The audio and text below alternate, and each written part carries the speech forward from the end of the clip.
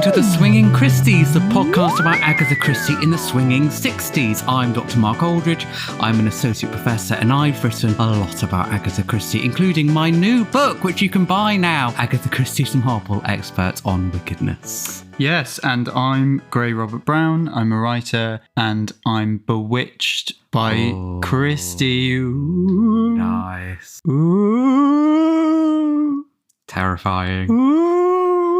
Why am I doing that, Mark? Is it because of the time of year? It's Halloween. Hooray! Yes, it's our Halloween special. How are you? I'm good, thank you. Yes, Yeah? We've been busy, haven't we? Lots of things. When aren't we? Oh, I know. But we love it, don't we? We do love it. It would be terrible if, people stopped asking us to do things and we didn't have, lots of stuff to get on with. Yeah, I take that back. Please don't go away. Please don't run away from us, dear listener. So we've been also planning out even more bonus episodes, haven't we? So we like to drop them as a surprise occasionally. So it's well worth people keeping an eye on their feeds. And of course, our social media to see when one might pop up. Yes, definitely. And on theme, I don't know if you follow Kate Lister, who does she does a podcast called Betwixt the Sheets, which is like the history of sex. It's really good. It's part of the History Hit series, and she tweeted the other day, fortuitously for us, she tweeted that apparently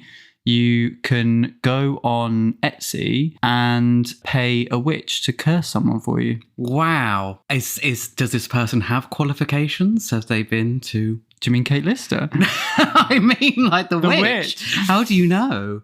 Well, I guess like anything else, you would have to, review their service and ask for your money back if it was a problem. That's true. It's a little bit difficult though, isn't it? To say I was really hoping that that person wouldn't get the promotion and they've got it, even though I didn't do any prep for it.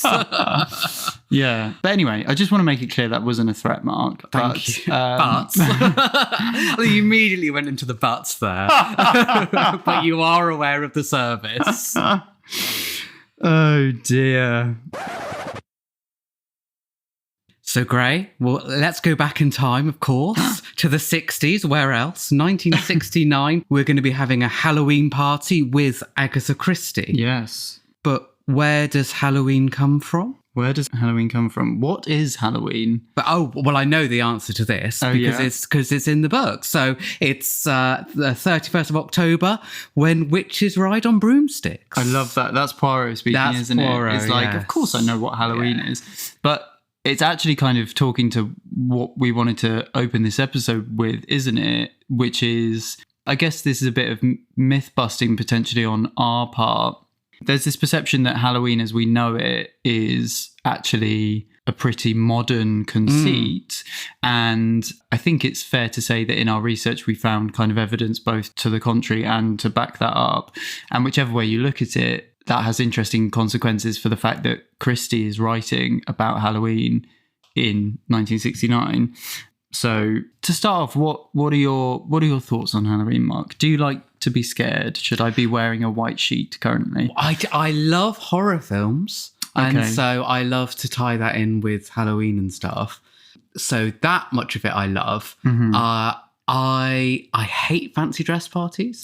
Same. Yeah, absolutely. You won't get me to a fancy dress party. Other than, of course, we are right now sat here dressed fully as witches. That's not fancy dress. It's just my everyday outfit. Oh. I just have wandered along. I just thought I looked quite stylish. I've always thought that steeple hat suits you. I've always said this. Yeah, no, it's funny. I don't like fancy dress either. I think it's a lot of effort. I'm such a humbug. I think it's a lot of effort for like one photo and then everyone just looks sweaty and rubbish by the end of the night. Yes, I feel the same. And also I think I've seen too many sitcoms where someone thinks it's a fancy dress party and they turn up and they're the only one in fancy dress. But growing up, were you a big Halloween person then? Well, as a kid? As we know, I'm older than you. I was going to say, can you remember back that far? Should we? I remember Halloween. We get a crystal ball? really not being a thing, and definitely not trick-or-treating. I can remember trick-or-treating sort of arriving in the mid-90s when I was a bit too old for it, really. Well, I was too old for it. So this thing of like, everyone had seen it on telly, but it didn't necessarily mean that it happened. There was definitely a perception that it was an Americanization, that this was something that happened in America and had come over here mostly through sort of TV and movies and stuff. Interesting, yeah. Rather than it being any sort of homegrown festival or anything that had any roots in British history. That's interesting. Yeah, we're definitely going to come back to that idea for sure. I'd be interested to know if other people feel the same, or whether, because different parts of the country might have been in very different ways. Like the sweater conversation. Exactly. yes, indeed. So we were similar, to be honest. My mum wasn't particularly fussed about Halloween and never celebrated it as you did. I canvassed my mum for opinion, and she never celebrated it growing up. And she said we sort of started doing it when I was young in the 90s. I was young in the 90s. Don't look at me like that. Don't eye roll. Your eye roll is not picked up by a mic. But even then, I mean, we didn't go all out. Like, I think Hannah and I, my sister and I, would put a cloak on, and I remember we'd often just trick or treat the kitchen door. Oh. Like, my mum would just give us some treats from the kitchen door. Oh. Like, I don't know if we sometimes go across the road to one house that were friends of ours, but we certainly never went further afield than that. No. Because like you say, it just didn't feel as maybe prominent. And then actually when I got to uni, going out on Halloween was suddenly this big thing, like this big part of the calendar, and it kind of took me aback a bit. Yeah. But unlike you, I actually don't really care for horror films. I'm not really a sort of spooky kind of person. Other than existential dread, see also our Armageddon episode. That's my horror. But yeah, what did your mum say? So my mum was pretty similar. So I asked her directly, because she would have been growing up in the 1960s, what her references were and what her recollections were. And she said that she hadn't heard of Trick or Treat until after she got married, which was in 1975. So I hadn't even heard of it. And she didn't remember any Halloween parties when she was growing up. So knows what Halloween is, but doesn't necessarily, there are definitely no celebrations, and it's not sort of part of, the calendar of events that you might have now. Whereas I think now a lot of people go, oh, Halloween, there's often a party, or there'll be, a viewing or so. I often watch horror films on Halloween. Just because it's Halloween. With all the lights off so that the trick-or-treaters don't... With all oh, absolutely, yeah. But I still buy the sort of, bag of treats so that I can eat them. Nice, yeah. And you put... just in case someone comes to the door, as I'm sort of double locking it and turning the lights off, I better have... So what do we know then about the origins of Halloween, especially in Britain? So even the most modern things, if we're following the idea that this is to some extent a fairly modern conceit, it will still have roots in the distant past. And we both did some sort of background historical research on this. Ronald Hutton, who was on the After Dark podcast, which is another great podcast, also History Hit, I think, but very good. He was saying that Halloween is the medieval English Christian name for what is essentially an ancient festival that has long been, or various types of ancient festivals that have long been held across Northern Europe, across kind of Celtic lands at that point where we have Halloween today, which is the end of autumn, beginning of winter, that sort of on the precipice. There are other sources that contest this, and I think Davies along the lines of, it depends how far you're willing to stretch what the definition of Halloween is, right? Because if you're just looking for miscellaneous kind of dark mythic festivals, then you're casting the net quite wide. But I do think lots of those things in various points of the calendar do then become merged and swirl together to create what we know today of Halloween. But yeah, Hutton says that that particular time of year, so around the 31st of October when we have it now, there are sort of two aspects to it. One is that it's a time of celebration because it's the end of, traditionally it would have been the end of the farming year, the fishing year, the trading year, but also the fighting year if there was a war. So everyone's back at their settlements with their profits and with stories to tell. But on the other hand, you have the sort of underbelly of that, the antithesis of that, which is that you're going into a season of darkness, a season of fear, of illness, deprivation, potentially poverty, potentially even starvation, depending on your circumstances. So, and then I guess by acknowledging the darkness, by celebrating in the face of the darkness, and by you're sort of mocking the spirits by parodying them, by dressing up as them and making the darkness okay, was the idea that Hutton was sharing. I read a book by Nicholas Rogers called Halloween from Pagan Ritual to Party Night, but it shows just how convoluted the sort of longer history of Halloween is in Britain. It goes all the way back to at least the 4th century, where there was a celebration of martyrs, but that was like on the 13th of May, and that seems to have been the beginning of some of the rituals that then become sort of folded into Halloween. Lots of things about churches using that time of year to light lanterns, sometimes in celebration, it seems, but sometimes to ward things off. So there's lots of stuff going on. Yeah. But it seems very reliant on where you are in the country and where you are in history. And by the time we get to the gunpowder plot, so Guy Fawkes, the beginning of the 17th century, that starts to conflate with Halloween celebrations a bit, because for those of you who aren't in Britain and perhaps don't know so well, but Guy Fawkes Night, 5th of November every year, is when we set off fireworks to sort of celebrate the fact that Guy Fawkes didn't blow up Parliament back in 1605. That is obviously very close to Halloween. And so it's not that different. If you think, well, churches used to light torches, we light bonfires on bonfire night, I always think of it, on 5th of November, set off fireworks. There's a lot of overlap there that is very particular to Britain. Yeah, definitely. It's funny you should say that, because that's exactly what my mum said, which was that they would do something for bonfire night, but they wouldn't do something for Halloween. Yeah. And I wonder if, and again, it'd be interesting to hear from listeners, but I wonder if, was there a point in the later 20th century where families were kind of more celebrating fireworks night or in the camp of celebrating Halloween? Yeah, we were definitely bonfire night. Every 5th of November that comes around, I always think it's not as cold as it used to be, because all I remember from going to fireworks night is how cold my feet were at the end of the night from standing in a damp field for like 2 hours. Yeah. Oh my God. So cold. Yeah. Yeah, and like you say, rituals from festivals also sort of get conflated, but also swapped and moved around. So, which leads me beautifully neatly on to saying that we are in fact going to attempt to play a game of Snapdragon later in the episode. Are we not, Mark Aldridge? There is Dr. slight Mark terror in your eyes. I'm wired. I'm so excited. It's fine. I've got like asbestos hands. Like they don't feel anything anymore. We'll be fine, he says confidently. But that was traditionally a Victorian Christmas game. Yeah. And then that's a parlour game, just sort of thing that was played a lot whenever you celebrate. But yeah, I think Christmas in particular. Yeah, and that's come to be associated with Halloween. But speaking of Victoriana, you also had some research on that, didn't you? I did. So I got this from the author Mimi Matthews, her website, which had really interesting sort of dissection of what it would be like, using some really good first-hand, primary sources, newspaper reports and stuff from the time.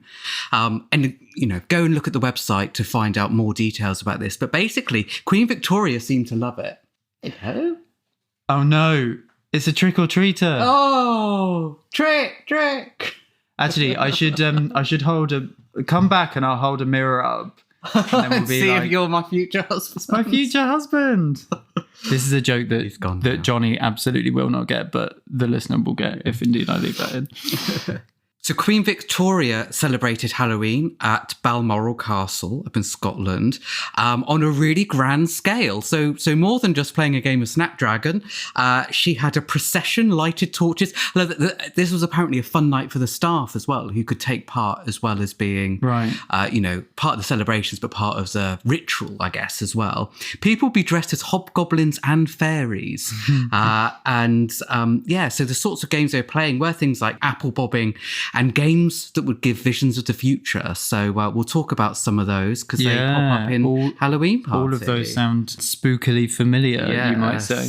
Yeah, and in our research, we did come across this idea that there is an Americanization or a dimension of it having a particular prominence in America. Hutton was talking about how basically for a festival to survive into the modern era, it has to become widespread and commercialized. And that's exactly what has happened with all the festivals, and Halloween is no exception. There's actually evidence to say that it was the Irish and the Scottish migration, obviously in droves, to America that helped bring Celtic traditions that were then folded into Halloween. And one detail that I found particularly interesting, so most people would be familiar with Salem, Massachusetts for being the site of the famous witch trials and witch hunting. Quite interestingly, so by the mid to late 20th century, just after Christie was writing Halloween Party, Salem actually became this hotspot for the idea of witchcraft as entertainment, and you get like local businesses capitalizing on it and starting to put on events for the 31st of October. And that's in some circles seen as the origin point for the modern Halloween celebrations that we see today. So I think it's fair to say that we're coming to the conclusion that there was a long tradition of Halloween in different forms in Britain, but parties not particularly widespread in the 1960s. Yeah. So why do you think in 1969 she decides to write a book called Hallowe'en Party that opens with a Halloween party? Yeah, it's so interesting, isn't it? I mean, it's no secret that Christie's long dabbled in the spooky and the supernatural, and even when things aren't explicitly supernatural, them certainly playing with those genre tropes.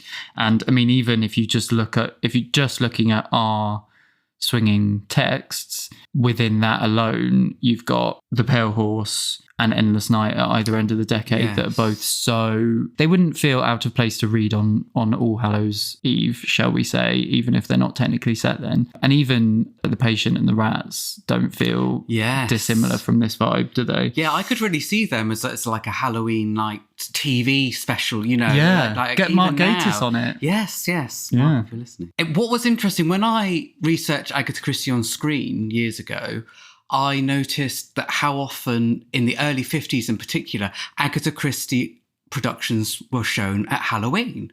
And it seemed a bit more than a coincidence. It's like that sort of grisliness especially because lots of those shorter productions that were on TV often have got a little bit of viciousness to them. That it seems like they often turned up at Halloween. So I noticed that Witness for the Prosecution was shown on Halloween 1949, and Three Blind Mice was shown on Halloween 1950. And a few days after that, they showed Witness to the Prosecution again, or they did a new production of it. Oh, wow. So it's interesting that you know, maybe it's just me finding patterns that aren't there, but long before we did this episode, it did strike me that she seemed to have a tradition of being associated with Halloween in some way. Yeah. A few years before the idea of a Christie for Christmas really solidified and became a big thing. No, I think you're onto something, because also, well, given the nature of TV scheduling, the autumn and winter, so that includes Christmas, have long been the sort of golden goose spots, haven't they? Because it stands to reason that if the weather's worse, then more people are likely to be inside watching TV,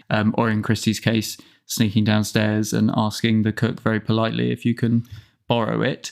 But it's also long been the case that the publishing industry has been centered on the autumn, and most of Christie's books are released in their first printing hardback in the UK circa October, November. That's partly where Christie for Christmas came from, because the books were out in time for Christmas.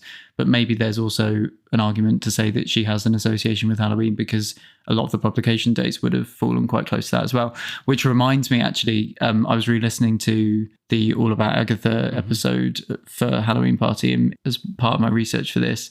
And Kemper points out that the first edition of Halloween Party drops 8 days after Halloween or something, and how you just would never do that today. No. Like it's bonkers to think. But I wonder if that almost provides us evidence for this argument, really, which is that because Halloween wasn't as codified in the calendar and it wasn't what all households pointed their season towards, it didn't matter so much about dropping a book a little bit after that was centered on it in a way that you would never publish a Christmas book in January. Yes. Do you know what I mean? Well, I think they did in America. Hercule Christmas, I think, came out in January or February. No way. It did. Oh, come on now. Yes, I know. That's even worse, isn't it? I think it's quite well known that it was the visibility of Halloween in America that helped to incentivize Agatha Christie to write this book, because she went to America in 1966. Yes, yeah, absolutely. And she was there for Halloween. Yeah, so I think you had the specific dates, didn't you? I did. Thank you, Joe, at Christie Archive Trust, who dug these out for me. Oh, brilliant. Because I said, I've got an idea of roughly when it is. Could you give me more specifics? So we went through our passports and everything, so thank you, Joe. So entry stamp to the USA on the 11th of October, 1966. She comes to New York. Mm-hmm. And then these are the places she visits. We've got dates for some of them, but not all. Greenwood Cemetery, which is New York State. East Hampton, Massachusetts. Vermont. Is that anywhere near Salem? Oh, good question. It's a 2-hour drive, which I feel in the US is not far at all, really. No. There you go. There's something spiritual afoot here, Mark. Sorry, carry on. Then Vermont, New Hampshire, Boston. She was in Princeton on the 26th of October. She went to Baltimore, Washington, D.C., and then was in Cleveland, Ohio on the 3rd of November. She went to Austin, Texas, and Dallas. And then by 8th of December, she was going to Canada. So it means that she was... Yeah, somewhere... Either in Baltimore or Washington. Or Princeton, because she might have been there for a few days. Oh, that's true, yeah. Princeton, Baltimore or Washington. So somewhere along the East Coast somewhere. Yeah. No, that's really interesting. And he also said that she was back by Christmas. Back by Christmas. Christie back for Christmas. And the opening of the book is very explicit about the debt that a US trip owes to Hallowe'en Party, both in terms of Christie's real-life travels, as you've just said, but also in the fiction... Mrs. Ariadne Oliver's trips to the US. Yes, where she seems a little bit confused about several things. Firstly, she's not quite sure whether pumpkins are actually Thanksgiving rather than Halloween. I wonder if she's getting confused with pumpkin pie. Yes, that feels likely. That might be part of it. But also, as we were saying, a lot of Thanksgiving traditions and Halloween traditions get conflated, like we were saying with Guy Fawkes Night and stuff like that, because they're a similar time of year. And yes, so I think this is the thing that lots of the visuals of Halloween are things that she can draw on there and yet rework as in a very British setting and using lots of British traditions, including these strongly Victorian ones. So we hear that Mrs. Oliver held up a large yellow pumpkin, looking at it critically. The last time I saw one of these, she said, sweeping back her grey hair from a prominent forehead, was in the United States last year. Hundreds of them, all over the house. I've never seen so many pumpkins. But say no more, because I feel like, it's just a feeling in my waters, but I feel like we might cover Christie's US trip in the 60s in a bit more depth at a later date. It's just possible. Ooh. But yes, to come back to Britain, Nicholas Rogers again points out, and I think this is the most important thing, that he says precisely how Halloween was observed or understood in Britain depended upon a variety of factors. The strength of oral tradition, the structure of the economy, and the religious culture. So in other words, there's no overriding culture. There's no sort of in Britain, this is what we do for Halloween. So he pointed out things like that people in cities might be much more commercial because people trying to sell stuff for Halloween, whereas in more sort of farming communities, it might be much more linked to older traditions about, rituals to have a positive year for farming and crop growth and stuff like that. Yeah, it's important to have that nuance, I guess, because until relatively recently, when the world became so much more unified through technology, it was possible for there to be different pockets of different activities, even around the same principle or festival. So there's no done way to do this, and it meant that Agatha Christie could draw on what she knew and what served reuse the story. it. Yeah, exactly, and really sort of take her pick of what she felt was going to be best for the story that she wanted to tell. Yeah, and then so Poirot. So this is a Poirot case, and. As we quoted it at the beginning, but he clearly knows what Halloween is, but he also doesn't seem to be completely familiar with the idea of it as something that would centre a party around, or he's certainly never been to one, you get the impression, and he's not as au fait with it as Ariadne, who has, as we said, just come back from, or relatively recently, been to America. But another case in our point about the same games and activities being transplanted into different festivals is that he does recognise the Faces in the Mirror game, which we'll talk about later, as a piece of very old folklore. Yeah.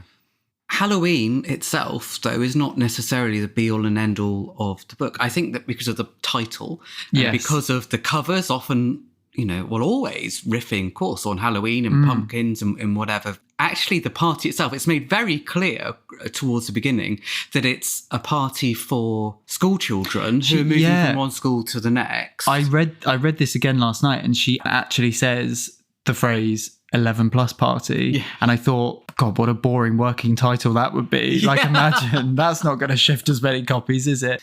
Poirot investigates the 11 plus party. Ooh. That's a really good point, though, actually, that there's a little bit of an eye there on making it eye-catching. Have they revised their numeracy?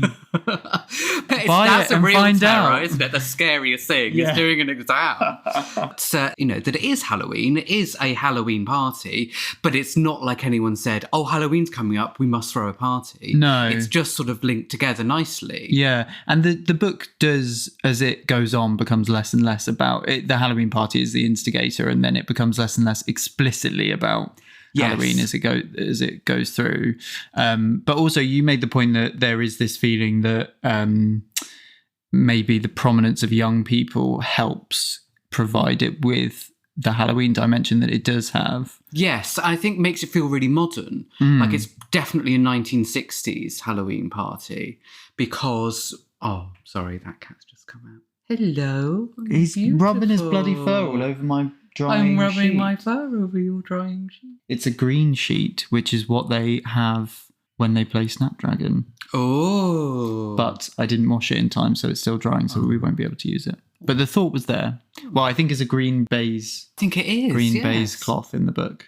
Yes, I think that the teenagers being present in particular makes it feel like a really 1960s Halloween party. It's really of that era rather than something that could have been older or Victorian or whatever, that it makes it feel much more modern. Yeah, I remember you saying in a previous episode when we were talking about the adventure of the Christmas pudding that something that struck you in that was the idea of the little kids going off and playing and how that was something that was actually quite a contemporary. We think of that as every day now, but kids being independent enough to go and... with their tape recorders. Exactly, yeah. There's a similar quote in this, isn't there? Yeah, so there's talk of throwing all of us adults out, the type of party it's going to be, and then having turfed us out, they say there were things we ought to have provided for them. They break a lot of glasses and other things, and there's always somebody undesirable who brings an undesirable friend. The sort of thing. So that's any teenage party still now, isn't it?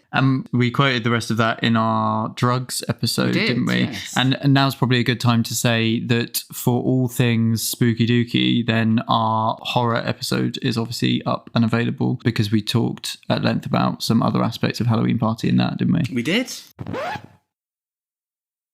So, using Halloween Party, shall we take a look at what a Halloween party in the 60s would have been like, Gray? Yeah. Oh, it's exciting. It's cool. So, the first thing, apple bobbing, obviously, number one in importance. I went on a slight tangent whilst researching for this episode, something that I'd like to call Ariadne's apple arc. Because, as I'm sure everyone knows, one of her quirks, which we know was one of Christie's quirks as well, was her great love of eating apples, particularly in the bath. And that's been a long established fact of Ariadne's character right before this story. So you said before, why is Christie writing a Halloween book now? I think the answer to why is Christie writing this Halloween book and featuring Ariadne in it is that the symbolism is there for the taking, which is that the crime hits home even harder, that it seems to hit Ariadne where it hurts, right? Because that's the very thing that she lauds. Apples are crucial to the plot. In fact, they're often depicted on the covers. We see Christie mining it for symbolism when Ariadne says, Ever had a bite at a nice red juicy apple and there, down by the core, something rather nasty rears itself up and wags its head at you? Plenty of human beings about like that. And we even get a bit of a character arc with Ariadne, which is that she obviously starts being as the fond apple lover that she is. After the crime, understandably, she says to Poirot, I hate apples and I never want to see an apple again. And then we hear she's going to get herself hooked on dates instead, but actually, even the fact that the apple is famously on apple seeds, can't you get cyanide from apple seeds? Yeah, they do contain something. Do you like how I'm playing dumb about where you get cyanide from? Get this glass of water. Is it just water? Drink up. Can't smell anything. It's actually, I couldn't. It's not actually in the water, it's in the ice cubes. That's why I was so keen for you to take ice cubes. Because for the listener, a peek behind the curtain, we are in fact recording the Halloween episode in the sweltering height of an August heat wave. Yeah, so she goes for dates. And then her next and final appearance, Elephants Can Remember, she doesn't have a single apple. Oh. No mention of apples because she's been on this journey. So she's over apples now. She's traumatized by apples, exactly. Thank you for joining me for this week's edition of Ariadne's Apple Arc, or AAA for short. Sorry, Kemper. It is kind of lethal, though, isn't it? It is kind of dangerous. It certainly is what you associate with it, yeah. Yeah, I see how Christie arrived at this as a way of dispatching someone. Yeah, and it's what always strikes me about it is that of all the ways in that party that you could dispose of someone, apple bobbing, which we're told they put a list up about partners who are going to go and do apple bobbing and stuff. But apple bobbing is the one that's most clearly for the younger children. And there's something about that extra vicious about extra that. Tragic as well. Yes, yeah. About that being the way that you kill a child. So Joyce, of course, she drowns. We don't actually bear witness to this, but then we hear about it through Ariadne, right? Yes, yeah. Ariadne Oliver calls up Poirot and urgently needs to tell him about what happens, which is that she says, we found her in the end in the library. That's where someone did it, bobbing for apples. The bucket was there, a big galvanised bucket. That's where she was found, said Mrs. Oliver. Someone had shoved her head down into the water with the apples, shoved her down and held her there so that she was dead, of course, drowned, just in a galvanised iron bucket nearly full of water, kneeling there, sticking her head down to bob at an apple. God, you can hear the trauma in Ariadne's voice, actually. For anyone that says that Christie doesn't do emotional ramifications, I mean, that's... just through the dialogue, you can tell how much the horrific murder of a child has shaken Ariadne in that. And I'm always struck by the repeated mentions of the galvanised iron bucket, because there's something so sort of ungainly about it. It's not... Undignified. Yes, I think that's a better word. When I was doing my research, I found reference to an even more dangerous version of this game, which is not in Hallowe'en Party, but apparently was practiced, which was... I couldn't quite work it out, but it's like a wooden rack, and you've got to try and take the apples in your mouth from the rack, and there are candles burning. They were really keen for people to catch a light. A lot of these Halloween parties, weren't they? I hope you're not anti-doing this, though, because I've set up... Look, the candles are over there. It's all ready to go, Mark. I hope you haven't put too much product in your hair, because you'll go... I'll go up, yeah. But yeah, this stuff is vicious. So another crucial one, another big one, jack-o'-lantern carving, pumpkins. We've already heard a bit about Mrs. Oliver and the pumpkin. The yellow pumpkin. Yes. So whilst we were talking about this, weren't we? Am I right in saying that... hi, Kemper, if you're listening. Am I right in saying that Kemper wasn't sold on the idea of a yellow pumpkin? No, he wasn't, and nor was I, actually. I didn't realise... I think they're super common. I don't know what either of you are talking about. Or certainly, like... the ones that are a bit yellow, a bit green. You see them in supermarkets a lot now because they sell them off cheap as odd ones. Right. I acknowledge they exist. I guess what it is it's not the traditional Halloween looking back. And if you were to be writing a story set at Halloween and someone's admiring a pumpkin, someone says, oh, what a beautiful yellow pumpkin. Yeah. But then doesn't that go back to what we've been saying throughout, which is that the symbols of Halloween haven't quite yet been ironed out. And in today, now, the imagery, the iconography around a festival is everywhere from one country because of the internet, whereas it would be more disparate. Yeah, she does confuse them with marrows, doesn't she? She does, yes, which seems very strange. But then I think what came up in both our research was this idea that traditionally in Britain anyway, talking way back, it was common for, like will-o'-the-wisps, yes. like the carving out of root vegetables generally, especially turnips, but also marrows, yes. and then putting a candle inside. I remember doing it as a Swede, I think. I think we did it at school. As a Swede. Back when you were Swedish? Back when I was Swedish. I think I did it at school. I think that really? Because Swedes were cheap and easy to find. Yeah. Well, traditionally, so Hutton again says that the pumpkin actually only reaches Northern Europe from America in the 20th century, which perhaps suggests why there are different types, different colours of pumpkins, and why the association and tradition here might be more about different types of root vegetables like marrows, turnips, Swedes. But the will-o'-the-wisp was seen as a way to light your way, but also ward off potential evil spirits in the darkness. And Hutton was very much of the opinion that pumpkin carving properly reaches Britain in the later 20th century. Halloween Party doesn't mention actually carving them, does it? Though it just has the pumpkin. Yeah, and again, I do remember supermarkets starting to have pumpkins at Halloween. Not that long ago, really, and I don't remember them as a child.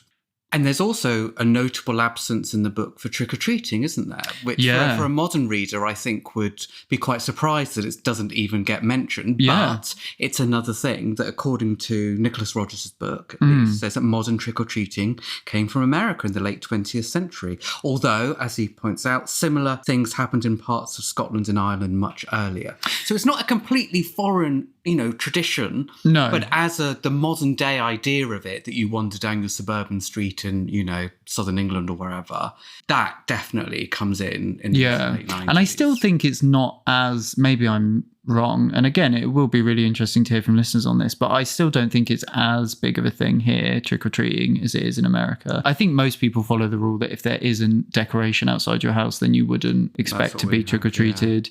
And it's really only families with young kids in small areas. That's exactly what it is. And they usually are going to pre-planned like destinations. Yeah. But yeah, it's funny. So you kindly ran a check on a few sort of key terms through Halloween Party for us. And one of those I asked you to look at was trick.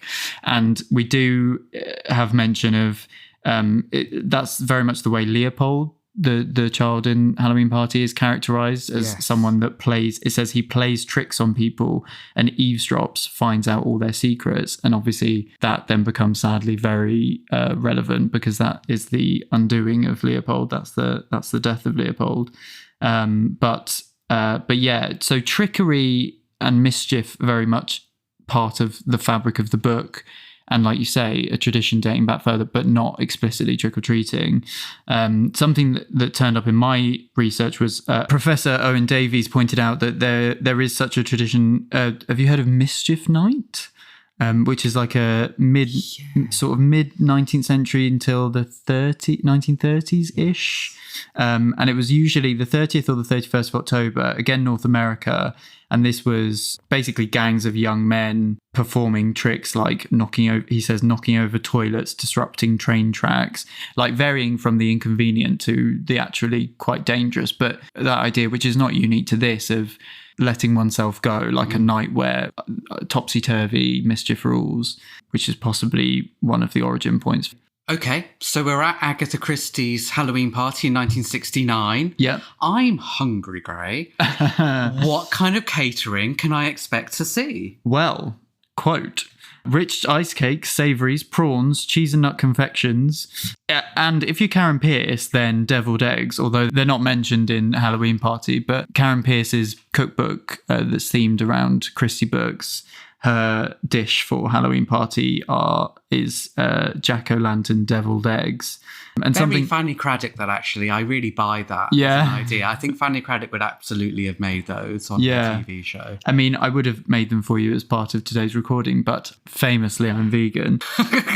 And And there's a bit of commentary at the start of each of the recipes in Pierce's book, and she does point out in the intro to Deviled Eggs, she says, since the 1940s, deviling has evolved, with more mustard replacing the cayenne pepper and mayonnaise for the butter, which I thought was interesting because, so basically not only are we dealing with a very 60s Halloween party from Christie's perspective, but Karen Pierce is also making sure that we've got the right period appropriate version of our eggs. Yes.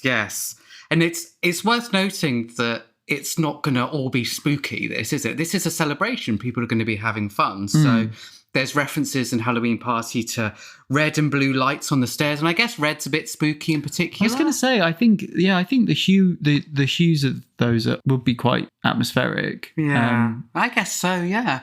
And there'll be dancing, but then dancing with the lights going out, and then you have to change partners, which again is that sort of just an edge of spookiness to it. Like it's fun because you're dancing, but also there's something a bit, I don't know. Like a shock, a thrill. Yeah, or slightly, you're uncertain for a moment as to what quite is going on. It's funny, when I reread that for this episode, I thought, there's a parallel universe version of this book where that's when the murder happens. And maybe that's something that Christie even considered, but it would have felt too similar to The Murder is Announced. Yeah, that's true. But yeah, you can imagine that sort of thing happening. Like you swap partners and then the lights come back up and the partner you're holding is stabbed. Yeah. Oh my goodness. But yeah, that's a very... Sorry, I've got to go and write that now. Yes. No one take that idea. That's great. I like that. We will also play at Agatha's Halloween Party the flower game. Tell us what the flower game is. So the flower game, I actually read up on this and there are a few different versions, but the version that's in Halloween Party, Ariadne Oliver asks exactly that question, and Rowena Drake tells us that you fill a tumbler with flour, you press it in well so it's nice and firm, you turn it out into a tray, and then place a sixpence on top of it. Then everyone slices a slice off it very carefully so as not to tumble the sixpence off. As soon as someone tumbles the sixpence off, that person goes out. It's a sort of elimination. The last one left in gets the sixpence. So you just keep cutting off. So like Jenga or stuff, I guess. Trouble is, in 2 years, that sixpence is out of circulation, so it's not much of a prize, is it? We're staring down the barrel of decimalisation here. Yes, that's true. Yeah, it's funny. The mention of making the flour into a cake resonated with one of the really interesting things I found in our research, which was that certainly in parts of Yorkshire at various points, Halloween was known as cake night. And basically it was, so you'd have, they called them soul cakes, and they were sort of bready dough or loaves even, like spiced. So again, not dissimilar from the sorts of confectionery we see around other festivals. Like it doesn't sound that dissimilar to a hot cross bun or a mince pie really, or like a Christmas cake. But the poor would go house to house and receive these mini kind of cakes or loaves, and each was said to represent the soul of someone from that household who had passed. And then the deal was that the recipient of the cake would in turn pray for the soul in exchange for the cake, which I thought was really lovely. A nice little tradition, actually. And you can see again the shadow of what becomes trick-or-treating in that, the idea of going house to house. Yes. And it being this moment of togetherness in that way, but in the community. Then there's the mirror game, which is the one that Poirot recognises and uses a piece of old folklore. Again, lots of different versions of this depending on what source that you look at. But broadly, and I love the fact that this is so well known that actually they just say, oh, and then the girls will go off with their mirrors, as if like people know exactly what that's going to be. But broadly, the most well-known version seems to be the girls have a mirror, handheld mirror and a candle, and they walk upstairs backwards. And they're supposed to be able to catch a glimpse of their future husband in the mirror. But they might catch a glimpse of the Grim Reaper instead, or a skull, which would mean that they'll die before they get married. Oh, it's quite dark. I mean, they might not want to get married. No. Might be hoping for that Grim Reaper there. You could die at like 98, unmarried. Unmarried and very happy. Had a lovely, fulfilled life. Yeah, it's very true. And of course, we've talked about this in another episode, but it does, of course, transpire that the future husbands are just two local boys with stick-on sideburns and things. Yes. Mrs. Goodbody, who is the cleaning lady who dresses as a witch, is the one that kind of runs this game.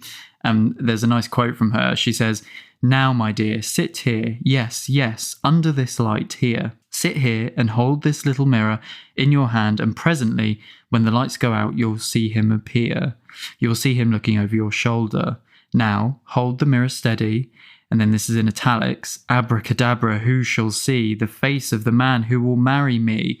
Beatrice, Beatrice, you shall find the face of the man who shall please your mind.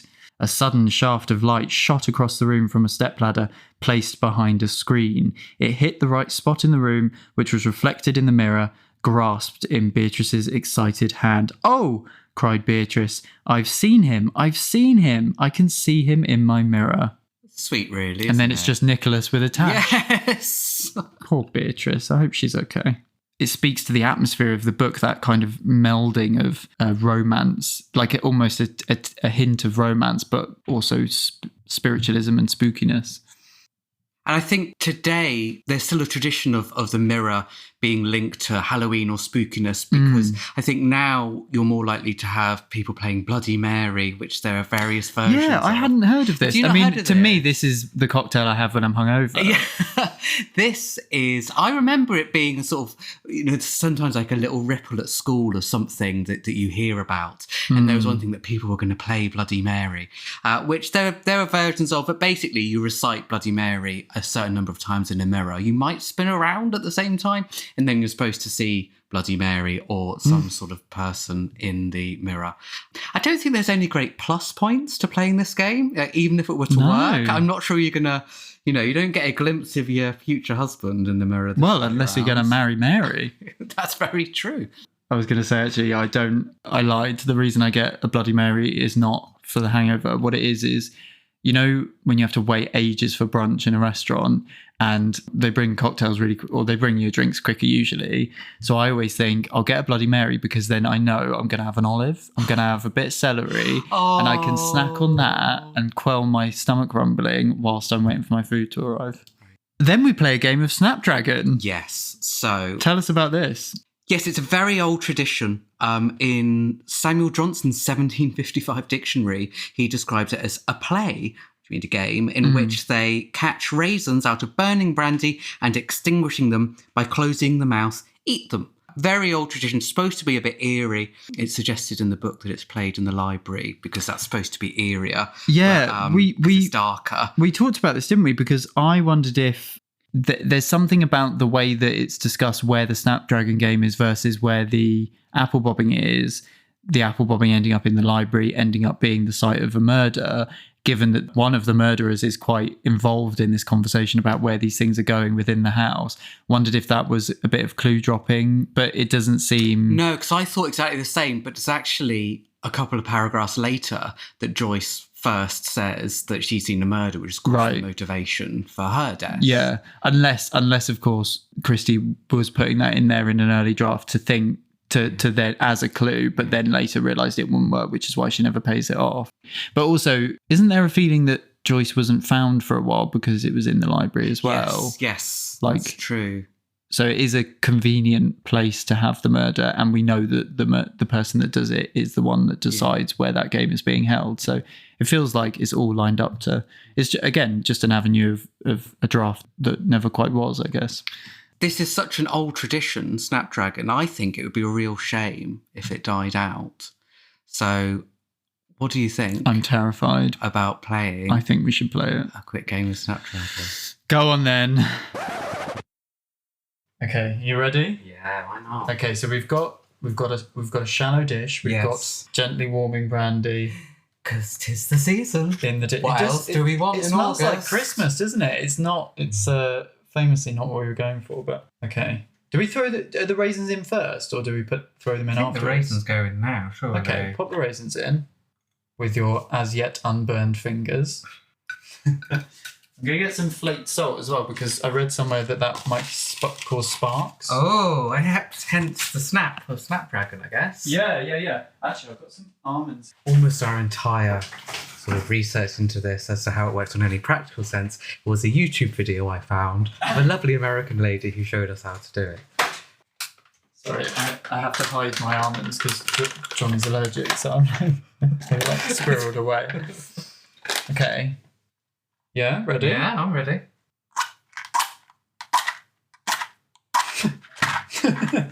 It's going really well so far. Oh! Okay, what do we do? We just snatched Grab them them. out. Oh! Let's do it with your fingers. Oh my god! Careful. Oh! Oh! Oh my god. Oh, it's actually... Yeah, let me do some salt. Oh! That's so cool. Do you see what almonds look like? Oh!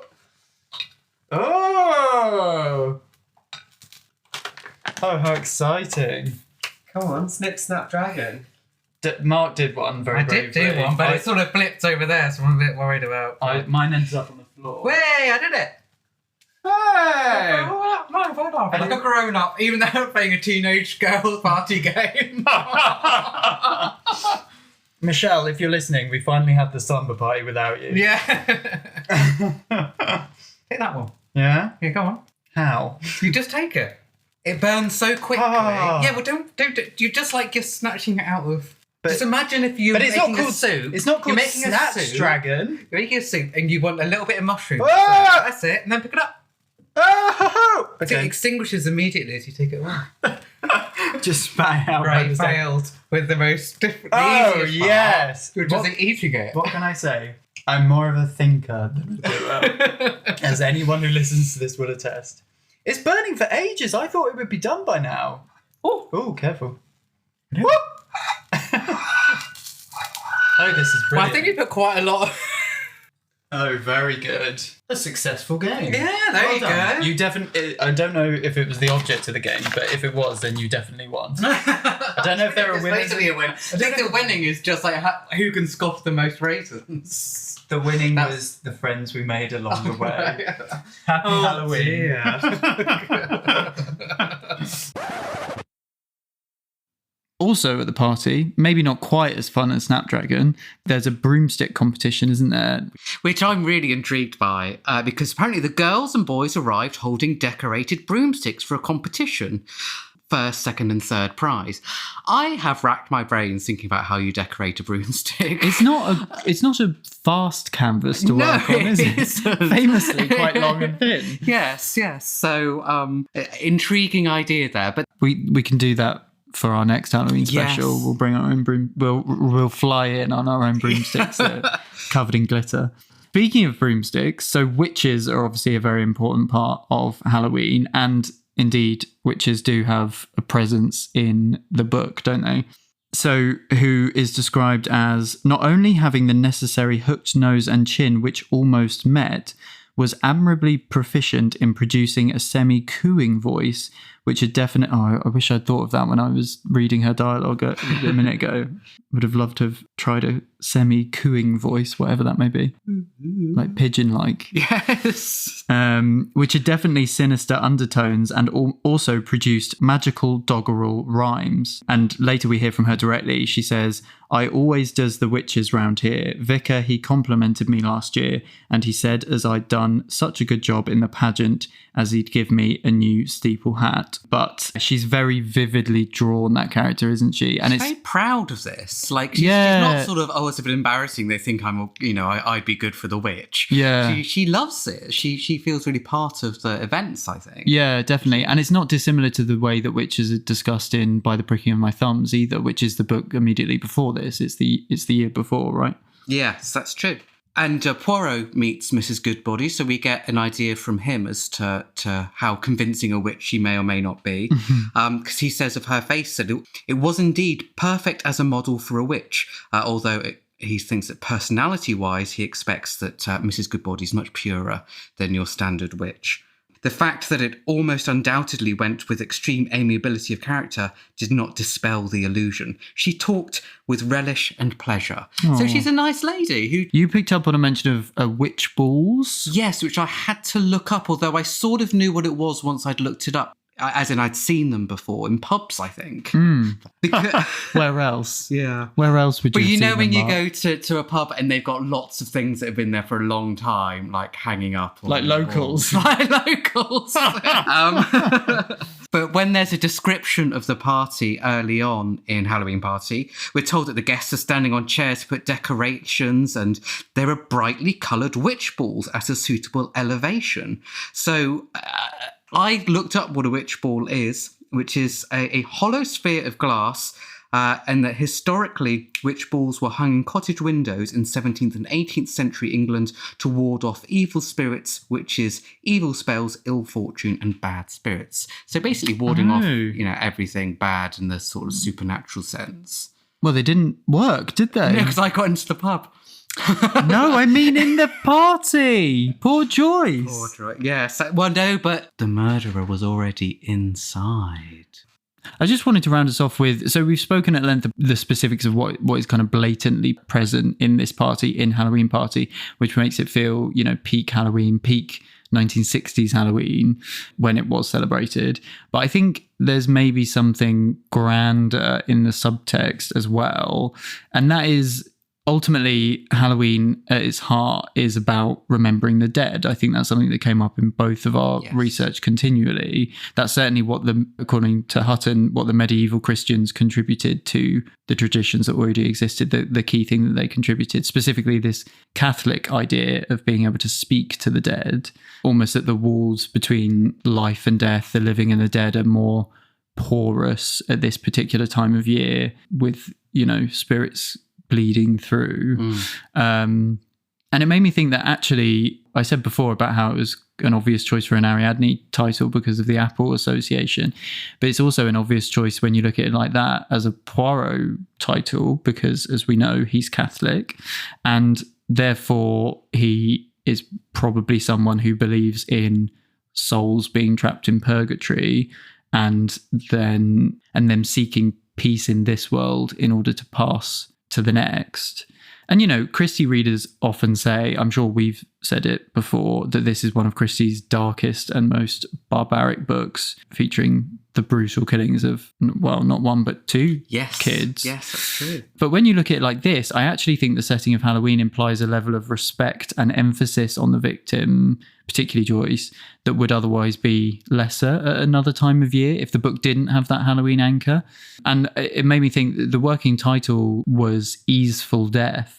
And I remember Kemper, again, all about Agatha, I remember when they said they sort of responded to that saying, oh, it's so not an easeful death. Like Joyce's death is so not easeful. And I get what they mean, and they're right.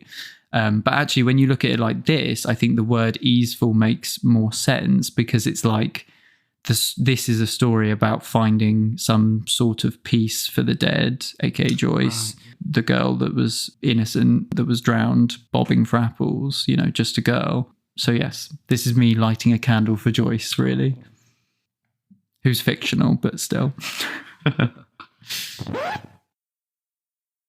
So thank you for listening. Do stay in touch. Let us know what we might have missed and what would you like us to cover.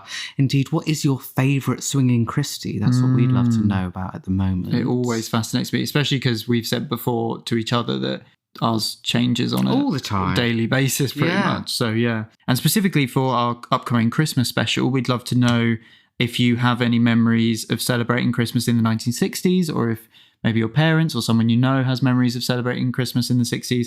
And if there's anything that typifies Christmas in the 60s to you specifically, that would just be interesting for us. So you can get in touch with us through X and Instagram. We're at Christie_time. And that's also where we are most likely to tell you about any surprise episodes that may drop at any given point. You can everything's a surprise. That was me being surprised. You can email us at theswingingchristies@gmail.com or contact us through christietime.com, where we've also got loads of resources up there, including the ones that we drew on for this episode, if you want to read up on any of the topics that we've covered. And was this episode a trick or a treat? Do rate and review us, please, wherever you get your podcast. But only if you think it was a treat. Only if you think it was a treat, yeah. You can find Gray on X at classic_Graham, and you can find me on X and Instagram at Dr. Mark Aldridge. And don't forget, Mark's latest book, Agatha Christie's Marple Expert on Wickedness, is out now, and links to that and his previous books are available on our socials. Keep swinging. Keep swinging. Goodbye. Keep haunting. Thank you for listening. I hope you enjoyed this episode more than I did. I've burnt my fingers and a black cat just crossed my path. The Swinging Christies is a Christie Time project by Dr. Mark Aldridge and Gray Robert Brown. This episode was recorded on the 9th of August 2024. Our artwork, yes, you heard that correctly, August, Heatwave. The things we do for you, listener. Our artwork was designed by Bartlett Studio and our music is by Dar Golan. This can maybe be a coda. This was what I was going to say under personal recollections and what I was going to say when Johnny was here a minute ago. So our first date was Halloween. Yes, of course it was. Which is hilarious for someone who is a lifelong Halloween indifference. Yeah, who has a lifelong Halloween indifference, let's say that. What a great way to promote our Halloween special. I was going to say skeptic, that's even worse. I'm not anti it or anything, anyway. But because we've been talking for a little bit and Halloween just happened to be the nearest evening that we were both free, so we did that. And I wore my new, I thought, very fashionable salmon Adidas jumper, which, can I just say, I maintain to this day I look great in. And he insists that when people ask when we met, he says to them, so I'm wearing my jumper. I've also got my black glasses on, the ones that I had on earlier, sort of thick rim black glasses. And whenever people ask Johnny nowadays when we met, he says it was Halloween and Gray came in fancy dress. He came dressed as Velma from Scooby-Doo. Listener, you can't see my look of absolute disdain at even remembering this story. It's driving me up the wall, though. He says it to everyone and people believe it. And I'm not being funny, but Velma's jumper's orange. Famously got a bob. Mm-hmm. But you've really let this go. I like that. Yeah, I'm definitely not holding on to that. You know what I said about curses on Etsy? Well, there's one coming Johnny's way. Every jumper he wears will now look like Velma. Honestly, it's such a nice jumper. I'm fuming. But it is ironic, I think, that I'm notorious in my friendship group for not doing fancy dress and for not going dressed up to Halloween or anything like that. And yet this is the reputation I now have. Yeah.